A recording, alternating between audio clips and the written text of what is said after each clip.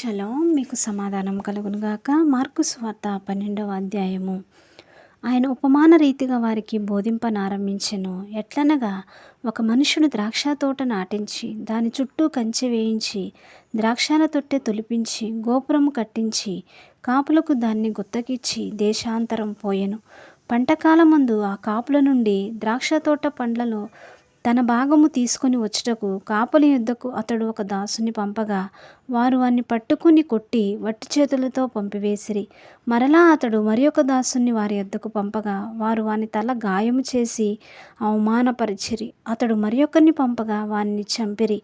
అతడింకా అనేకులను పంపగా వారు కొందరిని కొట్టిరి, కొందరిని చంపిరి. ఇంకను అతనికి ప్రియ కుమారుడు ఒకడుండెను గనుక వారు తన కుమారుని సన్మానించెదరనుకొని తుదకు వారి యొద్దకు అతన్ని పంపెను. అయితే ఆ కాపులు, ఇతడు వారసుడు, ఇతన్ని చంపుదము రండి, అప్పుడు స్వాస్యము మనదగునని తమలో తాము చెప్పుకొని అతన్ని పట్టుకొని చంపి ద్రాక్ష తోట వెలుపల పారవేసిరి. కావున ఆ ద్రాక్ష తోట యజమానుడు ఏమి చేయును? అతడు వచ్చి ఆ కాపులను సంహరించి ఇతరులకు ఆ ద్రాక్ష తోట ఇచ్చును గదా. మరియు ఇల్లు కట్టువారు నిరాకరించిన రాయి మూలకు తలరాయి ఆయెను. ఇది ప్రభువు వలననే కలిగెను, ఇది మన కన్నులకు ఆశ్చర్యము అను లేఖనము మీరు చదవలేదా అని అడుగగా, తమ్మును గూర్చి ఆ ఉపమానము చెప్పెనని వారు గ్రహించి ఆయనను పట్టుకొనుటకు సమయం చూచుచుండిరి. గాని జనసమూహమునకు భయపడి ఆయనను విడిచిపోయిరి. వారు మాటలలో ఆయనను చిక్కుపరచవలెనని పరిసయ్యులను హేరోదీయులను కొందరిని ఆయన యొద్దకు పంపిరి. వారు వచ్చి, బోధకుడా, నీవు సత్యవంతుడవు, నీవు ఎవరిని లక్ష్యపెట్టని వాడవని మేము ఎరుగుదుము. నీవు మొహమాటము లేనివాడవై దేవుని మార్గం సత్యముగా బోధించువాడవు. కైసరుకు పన్నిచ్చుట న్యాయమా కాదా? ఇచ్చేదమా ఇయ్యకుందుమా అని ఆయన్ని అడిగిరి. ఆయన వారి వేషధారణను ఎరిగి, మీరు నన్ను ఎందుకు శోధించుచున్నారు? ఒక దేనారం నా యొద్దకు తెచ్చి చూపుడని వారితో చెప్పెను. వారు తెచ్చిరి. ఆయన, ఈ రూపమును పైవ్రాతయు ఎవరివని వారిని అడుగగా, వారు కైసరువి అనిరి. అందుకు యేసు, కైసరువి కైసరునకును, దేవునివి దేవునికిని చెల్లించుడని వారితో చెప్పగా, వారు ఆయనను గూర్చి బహుగా ఆశ్చర్యపడిరి. పునరుద్ధానమును లేదని చెప్పెడి సద్దూకయ్యులు ఆయన యొద్దకు వచ్చి, బోధకుడా, తన భార్య బ్రతికి ఉండగా ఒకడు పిల్లలు లేక చనిపోయిన ఎడల వాని సహోదరుడు వాని భార్యను పెండ్లి చేసుకొని తన సహోదరునికి సంతానము కలుగజేయవలనని మోషే మాకు వ్రాసి ఇచ్చెను.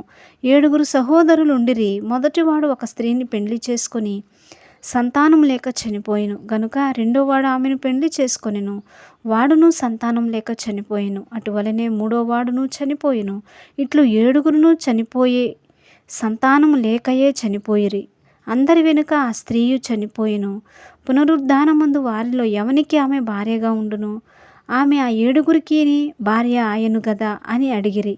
అందుకు యేసు, మీరు లేఖనములను గాని దేవుని శక్తిని గాని ఎరుగకపోవుట వలననే పొరపడుచున్నారు. వారు మృతులలో నుండి లేచినప్పుడు పెండ్లి చేసుకొనరు, పెండ్లికియ్యబడరు, గాని పరలోకమందున్న దూతల వలె నుందురు. వారు లేచెదరని మృతులను గూర్చిన సంగతి మోషే గ్రంథమందలి పొదను గురించిన భాగములో మీరు చదవలేదా? ఆ భాగంలో దేవుడు, నేను అబ్రహాం దేవుడను, ఇస్సాకు దేవుడను, యాకోబు దేవుడనని అతనితో చెప్పెను. ఆయన సజీవుల దేవుడు గాని మృతుల దేవుడు కాడు. కావున మీరు బహుగా పొరపడుచున్నారని వారితో చెప్పెను. శాస్త్రులలో ఒకడు వచ్చి వారు తర్కించుట విని ఆయన వారికి బాగుగా ఉత్తరమిచ్చినని గ్రహించి, ఆజ్ఞలన్నిటిలో ప్రధానమైనది ఏదని ఆయన అడిగెను. అందుకు యేసు, ప్రధానమైనది ఏదనగా, ఓ ఇశ్రాయేలు, వినుము. మన దేవుడైన ప్రభువు అద్వితీయ ప్రభువు. నీవు నీ పూర్ణ హృదయముతోనూ, నీ పూర్ణ ఆత్మతోనూ, నీ పూర్ణ వివేకముతోనూ, నీ పూర్ణ బలముతోనూ నీ దేవుడైన ప్రభువును ప్రేమింపవలె ననున్నది ప్రధానమైన ఆజ్ఞ. రెండవది, నీవు నిన్ను వలె నీ పొరుగువాన్ని ప్రేమింపవలె ననున్నది రెండవ ఆజ్ఞ. వీటికంటే ముఖ్యమైన ఆజ్ఞ మరేదియూ లేదని అతనితో చెప్పెను. ఆ శాస్త్రి, బోధకుడా, బాగుగా చెప్పితివి. ఆయన అద్వితీయుడనియు ఆయన తప్ప వేరొకడు లేడనియు నీవు చెప్పిన మాట సత్యమే. పూర్ణ హృదయముతోనూ పూర్ణ వివేకముతోనూ పూర్ణ బలముతోనూ ఆయనను ప్రేమించుటయు, ఒకడు తన్ను వలె తన పొరుగువాని ప్రేమించుటయు సర్వాంగ హోమములన్నిటికంటెను బలుల కంటెను అధికమని ఆయనతో చెప్పెను. అతడు వివేకముగా నుత్తరమిచ్చినని యేసు గ్రహించి, నీవు దేవుని రాజ్యమునకు దూరముగా లేవని అతనితో చెప్పెను. ఆ తరువాత ఎవడునూ ఆయనను ఏ ప్రశ్నయు అడుగ తెగింపలేదు. ఒకప్పుడు యేసు దేవాలయంలో బోధించుచుండగా, క్రీస్తు దావీదు కుమారుడని శాస్త్రులు చెప్పుచున్నారేమి? నేను నీ శత్రువులను నీకు పాదపీఠముగా ఉంచు వరకు నీవు నా కుడివైపున కూర్చుండుమని ప్రభువు నా ప్రభుతో చెప్పెను అని దావీదే పరిశుద్ధాత్మ వలన చెప్పెను.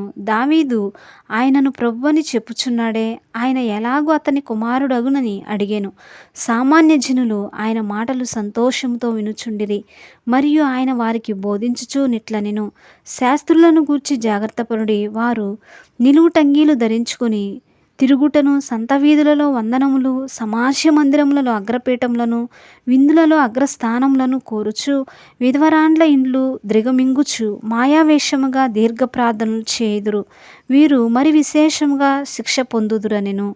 ఆయన కానుక పెట్టె ఎదుట కూర్చుండి జనసమూహము ఆ కానుక పెట్టెలో డబ్బులు వేయుట చూచిచుండెను. ధనవంతులైన వారనేకులు అందులో విశేషముగా సొమ్ము వేయుచుండిరి.